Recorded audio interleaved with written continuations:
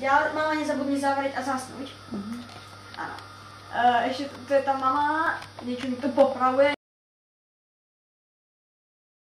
Hlas. Dobre, takže hlas máme naplno, takže ma je extrémne dobre počuť. A už to je týždeň, čo som neodovzdal žiadne video na YouTube, som neodovzdal, to už je tomu týždeň. A chcem vám povedať, že napríklad teraz máme tak dlhý loading, pretože ja som to medzi tým vypol, lebo už týždeň vlastne som nehral Assassin's Creed, takže to nebude také naskillované. Máme $627, sú tu ľudia a my ideme tú misiu. No a teraz máme tieto selekty a môžeme si pozrieť databázu. Tak mi povedzte, či to mám robiť, ale asi to robiť nebudeme. To je na vás. My ideme na misiu, dovresti vedere all'altro. Tak ideme na to.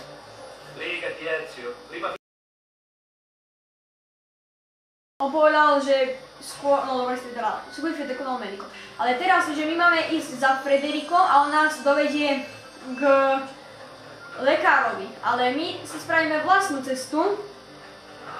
A tá cesta je konkrétne takáto a budeme tam prví, ja vám to sľubujem. Hej, prečo sa tak poseral obraz? Moment, strih, prečo sa tak poseral obraz? LOL.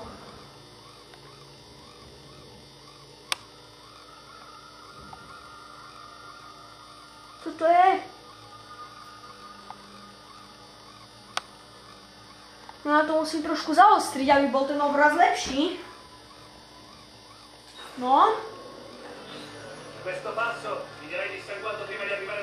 No on dal takú hlášku, že tento šibnutý, akože ja, bude vykrvať sa skôr, než príde za doktorom. On nás tam teraz pekne čaká a my tam budeme prví.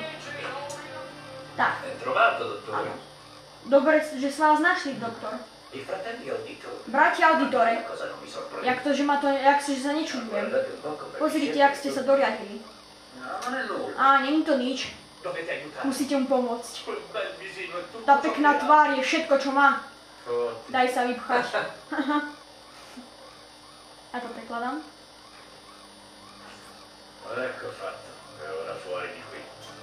Dobre, teraz vypadnite. Ďakujem. Tady to. No, my sme túto misiu dokončili. A uvidíme sa zase na budúce pri misii menom Rivalità Fraterna. Zatiaľ, čaute.